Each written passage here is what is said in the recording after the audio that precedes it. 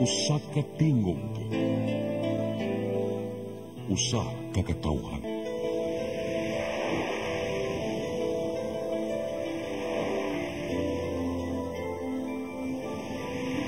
Cebu Catholic Television Network.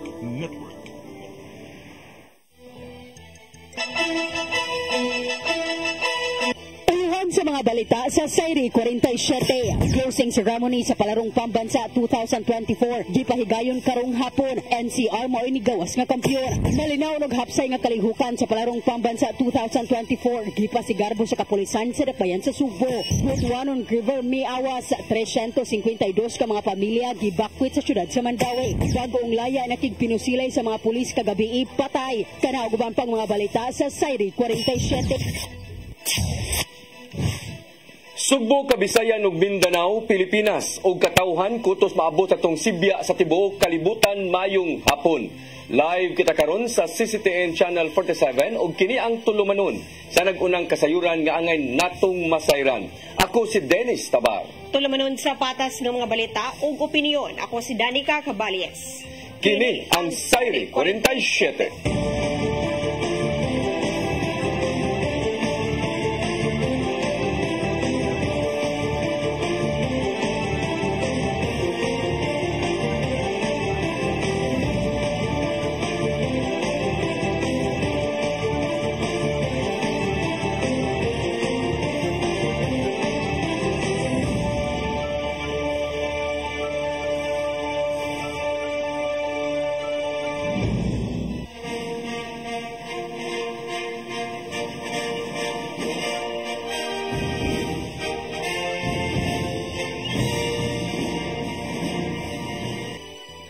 Karon sa kumpletong detalye sa atong mga balita, kapulisan sa Dakbayan sa Sugbo mapasigarbuhon sa malinawon ug hapsay nga kalihukan sa Palarong Pambansa 2024 bisan pa man sa natalang kaso sa pagpangawat sa usa ka sports venue. Ang kasayuran ihatod ni Arnold Bustamante.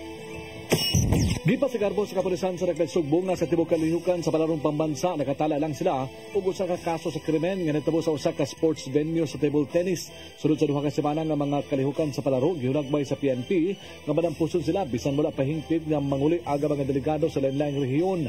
Mato ni Police Lieutenant Colonel Janet Rafter, Deputy City Director for Administration sa Cebu City Police Office nga ang mao nga insidente dali nila nga gihatagan og pagtagad labi na sa pagdugang og personnel sa dapit aron mabantayan kinsa ang mosulod og mogawas sa venue. Sa gihimong investigasyon na mao nga palaro athlete nawad-an kini nga personal nga mga butang sa dihang iyang gibutang sa usa ka lugar ang iyang bag samtang padung na siya nga muduwa sa iyang pagbalik na pa ang iyang bag apan ang sulod niini ang nawala na nga wala mabantay sa mga tawo nga nasa palibot. Murag na kuhaan og tanang personal belongings tungod sa kadaghan sa tawo ba. So with that, we have deployed nga among gi-improve amo ang security deployment no. That was a really kanang pagputo lesson learned pud sa ato ano nga especially kaning mga event nga giheld sa mga kuan bitaw mga eskwelahan, establishmento, especially karon manggod nga opening pud sa klase. Sugot nga seguridad ang gipatuman sa closing ceremony apan dili na kini susama sa pagbukas nitong Hulyo 9, 2024 tungod sa presensya ni Presidente Ferdinand Bongbong Marcos Jr. sa Cebu City Sports Center. Sa wala pa sugdi ang programa sa pagtapos sa kalihukan, gipaubos sa paneling sa PNP o AFP ang sulod sa gawas sa venue pinagis pagsusi sa mga kinan unit. Maabot sa 250 ka mga police personnel ang gideploy sa gawas o sa sulod sa Cebu City Sports Center. Gawa sa mga force multipliers nga gipatabang sa magbantay sa ganghaan. Wala makomonitor og hulga ang kapulisan apan maton na Rafter nga magpaday ng ilang alerto bisan mahumana ang palaro samtang naapa sa Dakbayan sa Sugbo ang mga delegado. Arnold Bustamante, CCTN. Nakita sa Technical Committee sa Palarong Pambansa nga kuwang 88 centimeters ang rubberized track oval sa Cebu City Sports Complex. Apan natagan gihapon og medalya ang mga nakadaog sa 400-meter dash event. Ang kasayuran ni hatod ni Gian Navarro. Gitaho ni Cebu City Sports Commission Chairman John Paez nga naara sa 0.88 meters o 88 centimeters ang kakuwang sa sukod. sa dakong oval sa Cebu City Sports Complex. Kini ang resulta sa nimong pagsukod sa oval uban ng third-party geodetic engineering surveyor nga Mendel Surveying sa nakalabay lang nga weekend. Gipasabutiya nga nagka-problema lang ang lining sa pagtukod sa oval ug dili matod pa substandard. Sukwahi sa mga unang nanggawas nga reports, ang 88 centimeters nga kakuwang mao ang average gikan sa pagsukod sa matag lanes sa oval. So the oval itself is standard, but it's the lining, and of course that affects the distance. So very quickly, lane 1 is actually short by 1.5. So Commissioner Ed was correct, but the other lanes are much shorter. Sugod din wala una giila sa Palarong Pambansa Executive Committee ang mga nakuhang records sa 400-meter dash isip official record. Apan makadawat gyapon og mga medalya ang mga nakadaog sa maong mga duwa.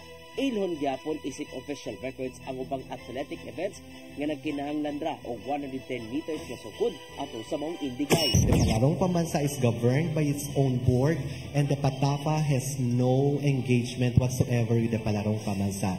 It just so happened that we have many technical officials in athletics who are also members of the PATAFA, including our tournament director. Ang usab sa Cebu City Government, nakita ni Acting Vice Mayor Don Tiveros ng City Legal may mag-igo kung aduna bay sa laod nga gibuhat ang gikuwang contractor. And there was a question from one of the councillors. So with that, it might be called for an executive session or even a committee hearing, and then of course along also with kung nanay recommendation to get the opinion of the City Legal. Dagway sa organizer sa Palarong Pambansa nga sa kinikadakong leksyon nga ilang makatunan sanglit dili man perpekto ang pagpahigayon. Apan bisan pa man nakita sa DepEd nga labaw pa sa ginauman ang nimo pagpaningkamot sa host venue alang sa pagpahigayon sa Palarong Pambansa. Kini bisan pa man sa mga problemang nasugatan sa malang sa billeting quarters nga gipaningkamutang masulbad sa habig sa eskwelahan o sa city government. So there may have been some shortage in some areas, but nothing that the city was able to address immediately. So that is not a major problem. Again, in the future Palaro, we will see to it that we will put priority also to utilities in our schools, and we will highlight that with the commitments of the host region or host city or host province. Ian Navarro, CCTN News. Mga atleta nga gikan sa Lapu-Lapu City nga nakatampo og kadaugan sa Rehiyon 7 sa Palarong Pambansa 2024 makadawat og cash incentives gikan sa syudad. Ang ilang madawat magdepende sa ilang naangkon usab nga medalya. Ang kasayuran ihatod ni Crystal Joy Filerca. 60,000 pesos ang nagpaabot nga ganti para sa Palarong Pambansa 2024 gold medalist nga si Asia Paraasi gikan sa Paho National High School. Kini human sa gibutyag kaganihang buntag ni City Councilor John Vincent de la Serna, ang chairman sa Committee on Sports sa Lapu-Lapu City, nga ang mga atletang gikan sa Dakbayan nga nirepresentar sa Rehiyon 7 sa Palarong Pambansa 2024 ug nakalangkat og mga medalya makadawat og cash incentives. Matod ni City Councilor de la Serna, ang mga cash incentives nga ilang makuha magdepende sa ilang nakuhang medalya. Pagkakaroon ni Mayor kuyog sa ato ang Sports Commissioner si Vince, maghatag ka sa ato ang mga gold medalists og 30,000, 20,000 sa silver og 10,000 sa bronze. Apan tungod kay si Paraasi nakalangkat og duha ka gold nga medalya para sa 1,500 meters ug 3,000 meters, madoble usab ang iyang madawat. Laing makadawat og 30,000 pesos mao si Troy Nathaniel Abing para sa individual single weapon ug ang team nila ni Athena Kate Sapio, Jane Paler ug Amber Joy Nutarte para sa synchronized sword and dagger anyo sa sport nga arnis. Samtang ang makadawat og tag 20,000 pesos mao ang tulo ka mga atleta nga silver medalist sa synchronized double weapon anyo nga sila si Troy Nathaniel Abing, Ken Carl Ikoy ug Shamler Agosto. Samtang 10,000 pesos ang naghuwat nga ganti para sa bronze medalist sa table tennis nga si Cedric Niño Zoilo. Matod ni City Councilor de la Serna nga usa kini ka pamaagi sa pagpakita og suporta sa Dakbayan sa mga atletang ni salmot sa national competitions ug nakahatag og dungog. Hopefully na ang kaning ato ang cash incentive mag-set ni siya og kanang example nga mas ma-inspire ato ang mga students nga mo excel gid sa ilang sports labi na ning sa Palarong Pambansa. Mo na nga kami mutabang sa gid mi di lang sa palarong pambansa, apil na ang uban mga sporting events. Posibleng sa sunod semana pa madawat sa mga atleta ang ilang cash incentives apan ug mga adlaw patambungon sila sa session sa sangguniang panglungsod aron sa paghatag kanila og pasidungog. Crystal Joy Filerca, CCTN News. Formal nang gitakupan karong adlaw ang palarong pambansa 2024 nga gipahigayon dinhi sa Sugbo. Sulod sa ika-17 kahigayon, nalangkat gyapon sa National Capital Region kun NCR ang kampyonato nga gisundan sa Calabarzon Region. Ang host region Central Visayas nahimutang sa ikalima nga dapit. Ning higayuna atong sayran ang pangitabo sulod sa Cebu City Sports Complex, pinaagi sa live report ni Gian Navarro. Mengapon Danica, bisan pa man sa hulga sa bating lakas sa panahon, gitapos karong hapon ang palarong pambansa 2024 dinhi sa Cebu City Sports Complex. Gisugdan ng kalihukan sa ka-friendly parade pasado alas 3 sa hapon diin, nag-abot ang libuan ka mga delegado gikan sa 19 ka mga teams. Niabot na diri sa Sports Complex si Vice President Sara Duterte pasado alas 5 sa hapon aron saksihan ang closing ceremonies o gikatakdang mohatag siyang mensahe o niyang taud-taud. Present usab ang mga local officials, pinangunuhan nilang Gobernador Gwendolyn Garcia o the acting Cebu City Mayor Raymond Alvin Garcia nga nini nga mga orasa nihatag siya og mensahe ngadto sa mga delegado o sa katawhang Subuanon. Samtang gila isip overall champion ang National Capital Region nga dunay 98 ka gold, 66 ka silver ug 74 ka bronze medals. Second placer ang Calabarzon nga dunay 57 gold, 51 silver ug 53 bronze medals. Third place ang Western Visayas nga dunay 56 gold, 41 silver ug 41 bronze medals. Fourth placer ang Davao Region nga dunay 32 gold, 25 silver ug 35 bronze medals.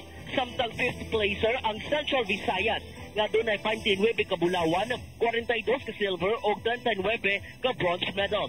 Human sa mabulukong 3D mapping presentation, finale performance gikan sa Pasigarbo sa Sugbo contingent o mga inilang singers karong alas 6 sa gabi, takupon ang palarong pambansa sa fireworks display.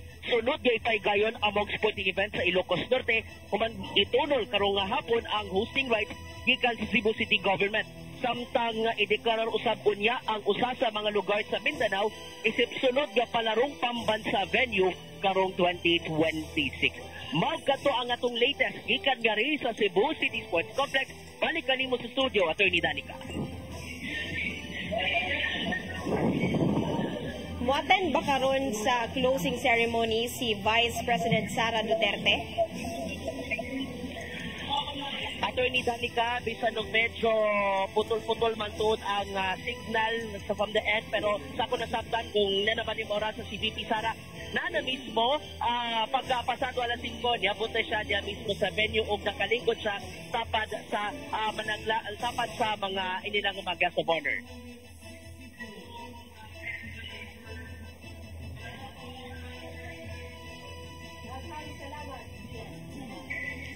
Samtang pipila ka mga atleta sa palarong pambansa ni atubang sa managlahing hagit una pa ni salmot sa maong indigay. Ang kasayuran ihatod ni Gian Navarro.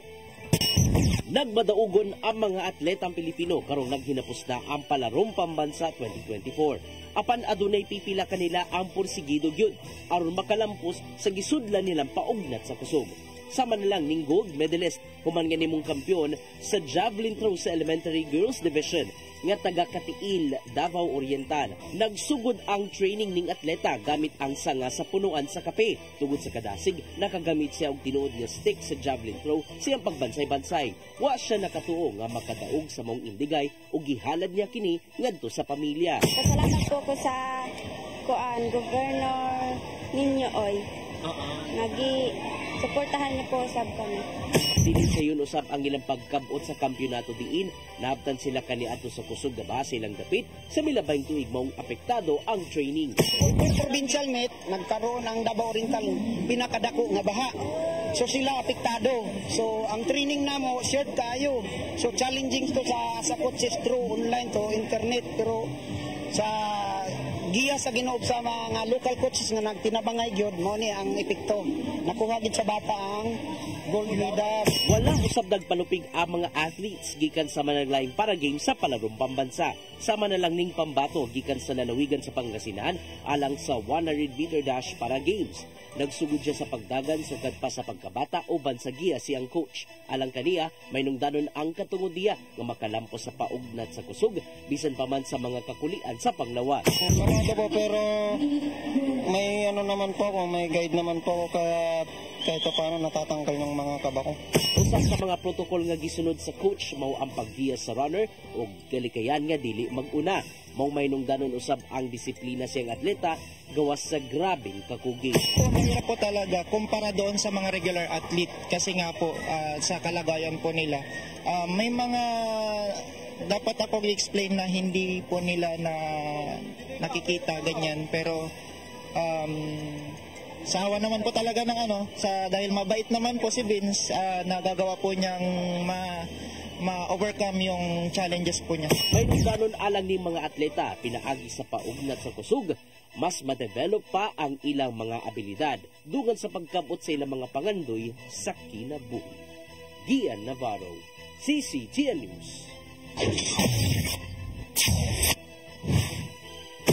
Musunod, Butuanon River miawas sa 352 ka mga pamilya gibakwit sa syudad sa Mandawi. Kanauguban pang mga balita sa Sayri 47.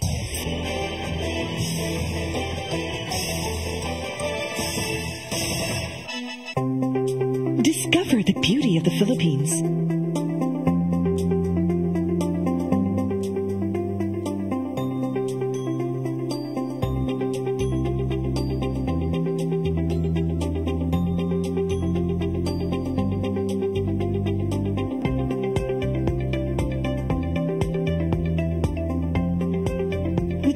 Airlines, the country's flag carrier.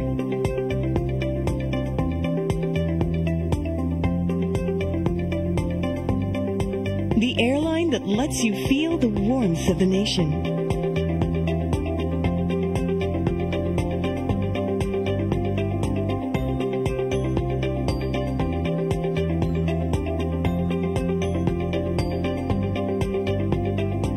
Mabuhay.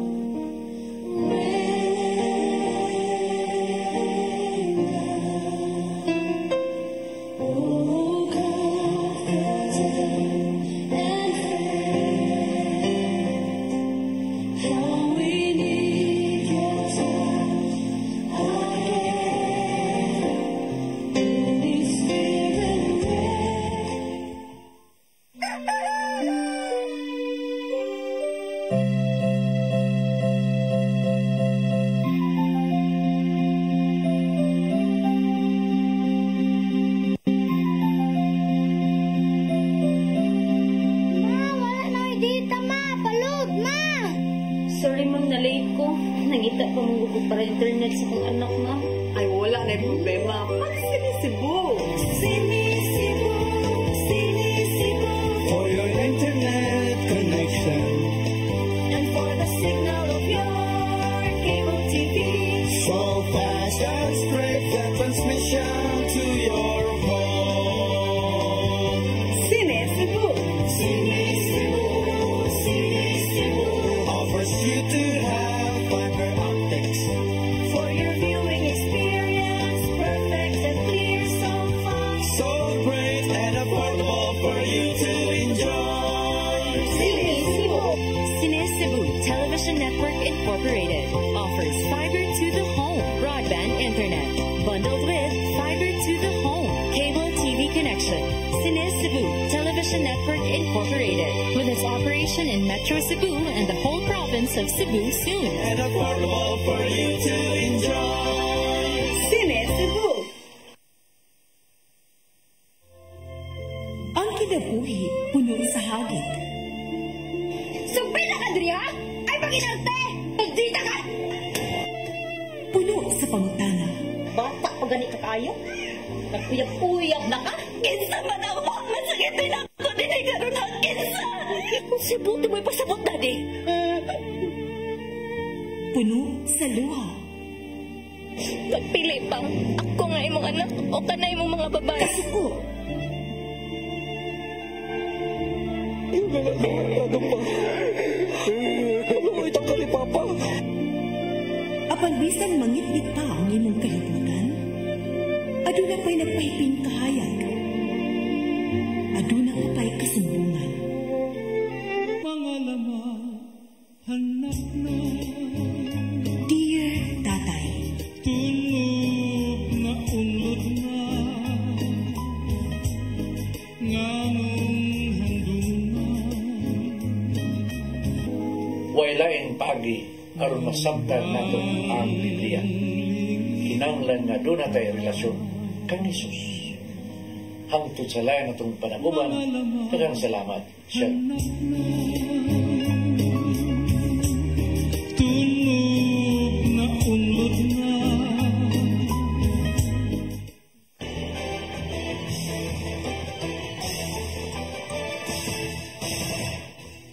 Balik sa ato mga balita, 350 ka mga pamilya gipabakwit sa syudad sa Mandawi tungod sa pag-awas sa Butuanon River. Dugang lakang pagkontrol sa pag-awas sa tubig sa Butuanon ipatuman. Ang kasayuran ihatod ni Mary Rose Sagarino. Tulo ka mga barangay sa syudad sa Mandawi nga mawang barangay Umapad, Paknaan ug Ibabaw istansya ang naapektaran sa baha kagahapon human niawas ang Butuanon River. Moabot sa 352 ka mga pamilya o 1,405 ka mga individual ang gibakwit sa Umapad Elementary School. Niawas ang Butuanon River sa habig sa Mandawi tungod sa uwan sa bukid sa Cebu City. Ang upstream sa sapa na himutang sa Cebu samtang ang downstream na himutang sa Mandawi. Kaganinang buntag nagpabilin pa sa tunghaan ang pipila ka mga pamilya. Gi-inspeksyon usab ni Mayor Jonas Cortez kuyog sa mga department heads ang City Ularay sa Umapad nga grabing naapektaran. Giplano nga padakan ang creek sa lugar nga konektado sa Butuanon River nga natabunan tungod sa gipang tukod nga panimay. Gibanabarang moabot sa 90 city ka mga panimay ang mahimong ma-displace. Yes, ang Pentax ang kato lang yun ang pag-connect sa kuan kay wa man gud to sila ang outfall gyud diha gimangyud. Diha man gyung area ha padung sa katong Sitio Laray. Kanang Sitio Laray kaniadto mo na siya ang creek. Gawas sa pagpadako sa creek sa Sitio Ularay aduna sa ibutang nga slope protection sa Butuanon River aron pagpugong sa erosion o pagdahili sa yuta. Gikatakdang makigtigom si Cortez kang Cebu City Acting Mayor Raymond Alvin Garcia, Department of Public Works and Highways o Office of the Presidential Assistant for the Visayas. Sa part sa Cebu, if makakuan sila mga gabion dams, sukad kaniadto hangtod karon ako nagsigig ko pangandoy ana no nga makuha ng gabion dams na at least makontrol ang flood flow ba sa tubig dili kay binigbanlas iniguan nga to ditso din sa ngari sa Umapad Paknaan no? Mary Rose Sagarino, CCTN News. Syudad sa Mandawi nakigalayon sa Department of Human Settlements and Urban Development alang sa pagtukod og housing projects sa Mandawi. Ang kasayuran hatod ni Mary Rose Sagarino. Ang syudad sa Mandawi aduna ni natino nga unom ka mga socialized housing sites sa Barangay Luok, Upaw, Cambaro, Subang Dako, Tipolo ug Paknaan. Sa unom ka socialized housing sites sa Barangay Tipolo pa ang natukuran og duha ka mid-rise buildings nga hapit na mahuman. 5 ka building ang itukod sa Tipolo Residences, ang tulo niini ka building ang gipasalig na itukod sa Department of Human Settlements and Urban Development kondisyon pinaagi sa pambansang pabahay para sa Pilipino program sa nasudong kagamhanan. Si Mayor Jonas Cortez nagkanayon nga sila nakipagalayon kung mahimong aduna pay dugang housing units na matukod sa Mandawi. If it would be possible for signing for additional socialized housing, so much of it. Ang syudad makipagalayon usab sa pipila ka mga developers alang sa Socialized Balanced Housing Act.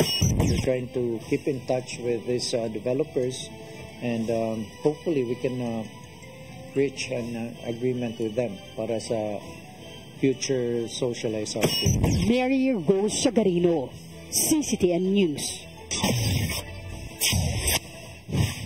Skid Park sa Hopes Dome sa Dakbayan sa Lapu-Lapu gibabantayan aron way mga bata nga mga ligo sa dapit. Kini human nga gihimo kining kaligyoanan sa mga bata sa nagpundong tubig panahon sa ting-uwan. Ang kasayuran ihatod ni Crystal Joy Filerca. Kung ting-init, ang skate park mo ay playground sa mga skateboarders. Apan karon nga ting-uwan, gihimo kining swimming pool sa mga bata. Kini tungod kay ang mapundong tubig uwan sa mong skate park, gihimo ng kaliguanan sa mga bata nga lumulupyo sa maong dapit. Sa video nga gi-upload ni Nels Vlog sa social media, makita nga malipayong nangaligo ang mga bata. Makita usab sa mong video nga sa ilang gikaliguan, wala ray mga basura apan sa pikas bahin ini, nagpundok ang mga basura og usa sa iyang gikabalakan kung limpyo ba ang maong tubig. Sa pagsuta sa CCTN News team kaganihang buntag, walay mga nangaligo tungod kay mabawra ang tubig apan adunay mga nasigpatang mga basura. Aduna usab kami naabtan nga mga batang nag-edad og 9 ngadto sa 11 anyos nga nisuta kun makaliguan ba kini apan wala sila nidayon tungod sa ilang nakita. Matod ni City Councilor John Vincent de la Serna, ang chairman sa Committee on Sports sa Lapu-Lapu City nga tungod sa nasinating sagunson nga mga pag-uwan, mapunduhan gyud og tubig ang maong skate park tungod kay wala kini drainage. Kanang mga skate park wala gid siya drainage. Kay kung magbutang ka og drainage na kuyawan pod masangit ang ligid sa skateboard, ma-injure ang mga bata. And understandable sa siya nga magbaha kay tibaw man ta kada happy kada adlaw magsigulan. Tungod kay dili man mapugngan nga mapunduhan gud kini og tubig, isip aksyon sa dakbayan, gipabantayan na lang kini sa mga kawani sa Sports Commission Office aron sa pagbadlong sa mga batang mga ligo. Gidugang niya nga limpyuhan kini sa Clean and Green Team og habwaan og tubig matag adlaw. Apan kaganihang kadlaw nakasinati og pag-uwan ang dakbayan ug ang among naaktuhan wala pa lang malimpyuhi tungod kay matag hapon ang schedule sa pagpanglimpyo. Crystal Joy Filerca, CCTN News. Ni pagawa sa guidelines sa Department of Education sa mga kalihukan sa umaabot na school year 2024 to 2025. Ubos sa Department Order No. 9, magsugod ang klase karong Hulyo 29 ug matapos sa Abril 15 sa sunod tuig. Magpabilin isip nagunang learning delivery modality ang in-person classes nga mahinungdanon sa pagkat-on sa mga estudyante. Apan mahimo gihapon nga ipatuman ang blended learning ug online learning kung adunay pagkanselar sa klase tungod sa mga katalagman. May tabo usab ang Brigada Eskwela karong Hulyo 22 ngadto sa 27. Samtang ipahigayon ng Oplan Balik Eskwela karong Hulyo 22 hangtod na sa Agosto 2.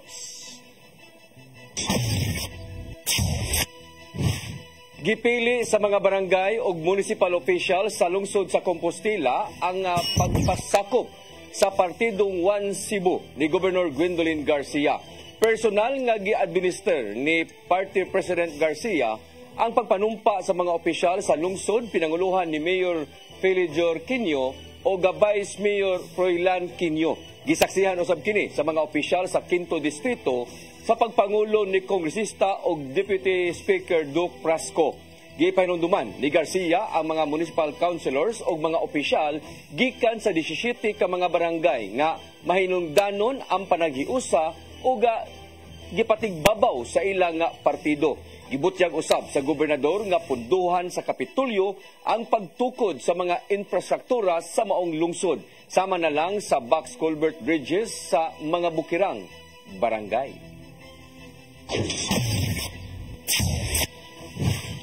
Senate President Cheese Escudero mitataw nga mas luwas ang kahimtang ni Mayor Alice Guo kung matanggong sa detention facility sa Senado. Suma pa niya nga gawas nga gwardyado ang palibot. Posibleng tugutan pa si Guo nga makagamit og gadgets. Ang kasayuran hatod ni Crystal Joy Filerca. Gibutyag ni Senate President Francis Cheese Escudero nga mas luwas si suspended Mayor Alice Guo kung anara siya sa kustodiya sa Senado. Mahitabo kini sa higayong mo surrender ang mayor gikan sa Bamban Tarlac o si kupon sa Senate Sergeant at Arms tungod sa wala nga pagtambong sa mga hearing. Matod ni Escudero nga ipahilo na si Guo sa pasilidad duol sa PNP detachment nga nahimutang sulod sa palibot sa Senado. Itanggong si Guo sa custodial facility uban ang iyang mga kabanay. Samtang ang mga pinangitang male resource persons nga adunay arrest orders ibutang sa basement sa Senado. Walay angayang ikabalaka si Guo kung matanggong man tungod kay adunay magbantay alang sa mas hugot nga seguridad. Gipasusi na ni Escudero ang mga kauban sa Senado kung apil ba sa rules of detention ang pagtugot nga gamiton ang cellphone sa sulod. Maong walay angayang ikabalaka si Guo sa gikahadlukan niyang hulga sa kinabuhi, gawas lang kung adunay laing agenda. Tungod kay gihimong palusot ni Guo ang mental health, adunay mga doktor nga naka-ready usab aron atimanon siya. Ilabi na nga na masangil ang suspendidong mayor sa wala pagtambong sa Senate hearings bahin sa illegal Pogo Hubs tungod lang sa naangkong stress o kabalaka. Crystal Joy Filerca, CCTN News.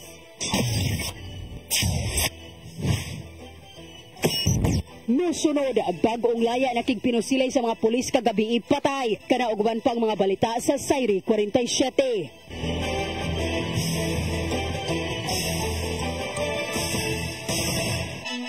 Be equipped, be empowered, and be informed. Caris, Philippines. 2 national events will be held in Cebu City this year. First is the Caris National Leaders Conference, a gathering of spiritual directors, diocesan coordinators, and all leaders of charismatic communities on July 27 and 28, 2024 at the IEC Convention Center. For this first ever gathering of Caris Philippines leaders, Moses Catan and June Cruz will be joined by renowned Caris international speakers Shane Bennett and Cyril John.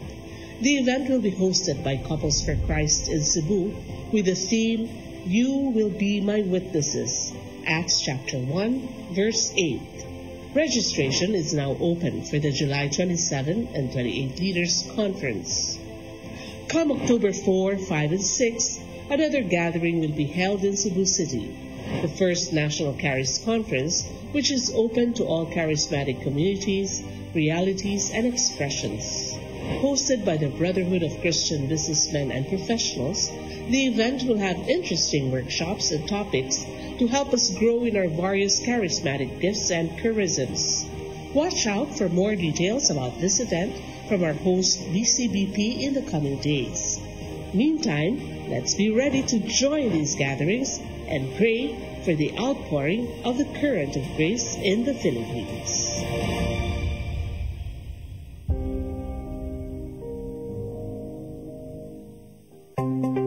Discover the beauty of the Philippines.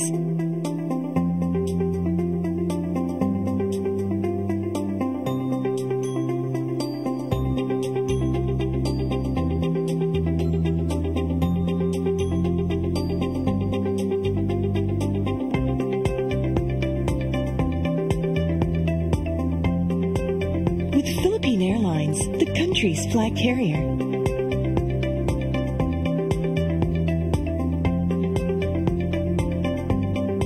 The airline that lets you feel the warmth of the nation.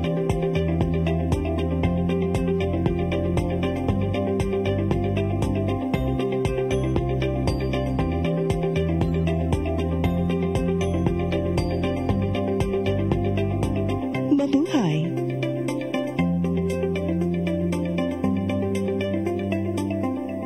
Holy Spirit,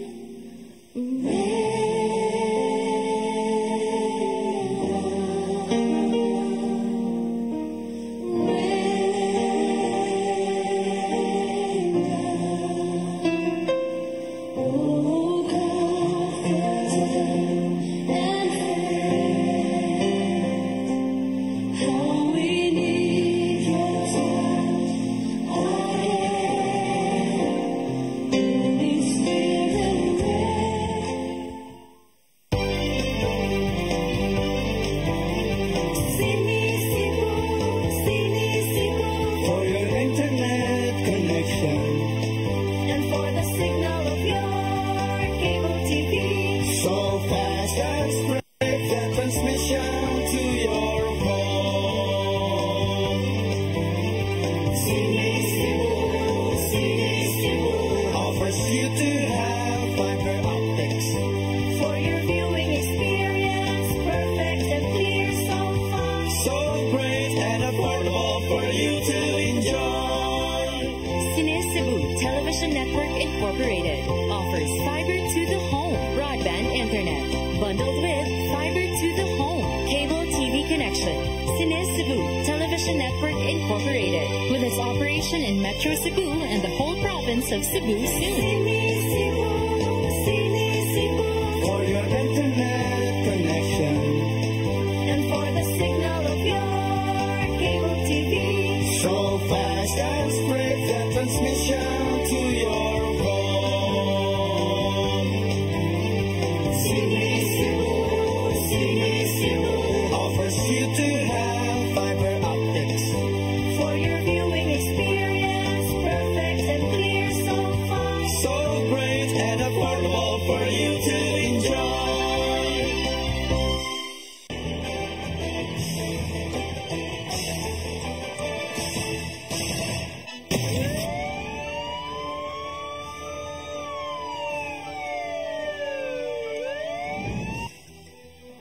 Daong laya nga armado nakikpinusilay sa mga pulis diha sa barangay Tihiro ning Dakbayan sa Sugbo kagabi. Ang suspek mao iresponsable usab sa pagpamusil diha sa barangay sa miagi nga simana tungod sa bangi sa illegal nga drugas. Ang kasayuran ihatod ni Arnold Bustamante. Patay ang usa ka lalaki nga gialarma nga armado alas 11:25 kagabi sa Sitio Tivil, Barangay Tihero sa siyudad sa Sugbo human ni makikpinusilay sa mga pulis nga meresponde sa rapid. Gilang suspitsado nga si Santiago Yu alias Tiago, hingko na mangidaron nga residente sa Sitio Silangan 1, Barangay Tihero sa siyudad sa Sugbo. Mato ni Police Major John Lindbert Yango, ang hepe sa Waterfront Police Station, nga nakadawat sila gatawag sa telepono alas 9:30 sa gabi. Pero nagtao nga nagdaladalang armas sa Sitio Silangan 1. Ang narawag sa telepono ni Butyag nga ang nagdaladalang armas na ilalang sa alias nga si Tiago nga tungod ani dali nga meresponde sa rapid ang upat ka mga police staff sergeant nga silang Jennifer Pal Torrigosa, Jun D. Flores, John Drill Dublin o Mark Anthony de la Victoria. Apan pagabot sa upat ka mga pulis gipamusil na hinuon ni sa suspitsado apan walay naigo umibaw usab sila sa pagpabuto sa ilang dalang armas. Dali nila nga gigukod din usa sa mga pulis aga nakasugat paniini sa suspitsado sa usa ka chapel apan paspas ni nga nakasiot sa Kabalayan sa mao nga lugar ug misa ka pa sa mga atop sa Kabalayan ug daing ambak sa sapa. Wala na nila makit-i nga maoy hinungdan nga midusod sila og hot pursuit operation uban sa special weapon and tactics ug dunay nakahatag og impormasyon nga nakitaan si alias Tiago sa Sitio Tivil alas 11:25 sa gabi. Dali nga gidagan sa mga sako sa SWAT aga lugar o gilaning na enkwentro human nga namusil na usab nga resulta sa pagkaigo sa ang tuong bahin sa lawas ug milapos ang bala sa walang abaga nga resulta sa ang hinanaling nga kamatayon. Gibutang ni Yango nga si alias Tiago ang suspitsado sa kaso sa pagmamusil sa naging Sabado, Hulyo 13, 2024 sa usa sa mga barangay nga sakop sa Waterfront Police Station. Gani ang iyang gipusil, gihaya pa druga sa kusa sa kitan-aw nga motibo nganong gipusil ni Tiago ang biktima. Human ni magkabangi bag-o lang kini nga nakagawa sa Cebu City Jail sa kaso sa illegal nga drugas ug doon na pa siya laing mga kaso nga pending pa sa korte. Malito gyud. Gani ang atong Deputy before si Lieutenant Luceda hapit pud madisgasya ani niya atong girespondihan na sa kana pagkablit walang kabuto niya si Lieutenant Luceda na bira sa kauban. Kaya kung wala pa kung kabuto mo ganito madisgasya ko ito. Nakuha sa crime scene ang usa ka kalibre 38 nga improvised revolver nga loaded og tulo ka mga bala sa 9mm ug usa ka coin purse nga dunay sulod nga usa ka pakete sa gituang shabu. Arnold Bustamante, CCTV News. Dulan 4 ka kilo sa gituang shabu ang nasakbit sa Police Regional Office 7 ito sa kaadlaw nga anti-criminality operation. Nakakuha ang kapulisan og 3,960 gramos nga gituang shabu nga mobalor og 26.9 million pesos ug nakasikop og 8 ka drug personalities. Wal usab ang nasikop sa illegal gambling samtang 16 ka mga most wanted persons ang nadakpan ug 2 ka mga dili lisensyado nga armas ang nasakmit. Moabot usab sa 1,290 ang nadakpan sa tibuok Region 7 nga nakalapa sa nagkalain-laing ordinansa sa matag local government units. Din ang multa moabot sa kapin 721,000 ka pesos. Ikalimang Sian Apostolic Congress on Mercy ipahigayon sa Sugbo karong Oktubre. Gilauman nga manambong ang dili mo minus 4,000 ka mga Katoliko ang manambong aron isangyaw ang kayuhan sa dakong kaluoy ni Jesus. Ang kasayuran ihatod ni Gian Navarro. Gipangandaman sa Archdiocese of Cebu ang ipahigayong ikalima nga Asian Apostolic Congress on Mercy karong Oktubre 14 ngadto na sa 19 dinhi sa Dakbayan sa Sugbo.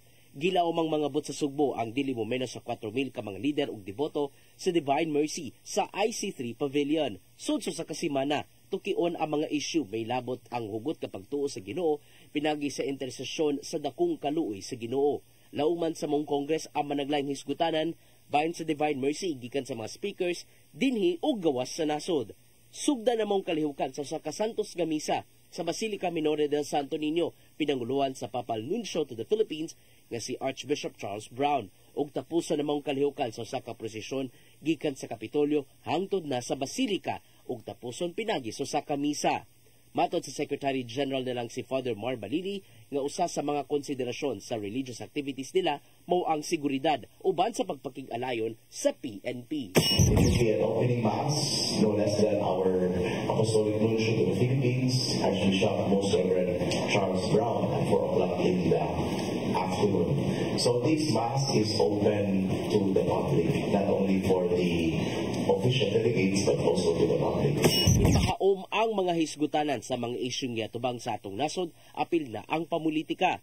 Maong nakita ni Arsobispo Jose Palma nga tiliwa sa mga naitabo, kinanangyapon mo salig ang matag usa sa dakong kaluoy ni Jesus. Because it simply means we could not solve that problem on our own. Because if you can solve, do not hope, just do it. Diba? Do not say, I hope that. No. If you can do it, just do it. No, do not say, I hope. That's the logic of hoping. No, you rely on something still beyond yourself. Ana pa sa 800 ang nakaparehistro na aron makasalmot sa mong kalihukan.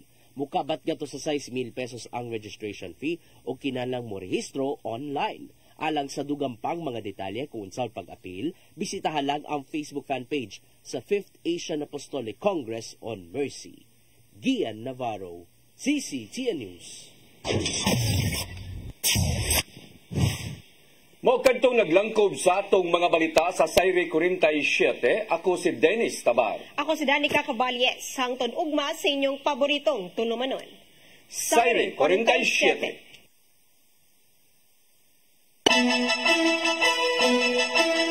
Thank you.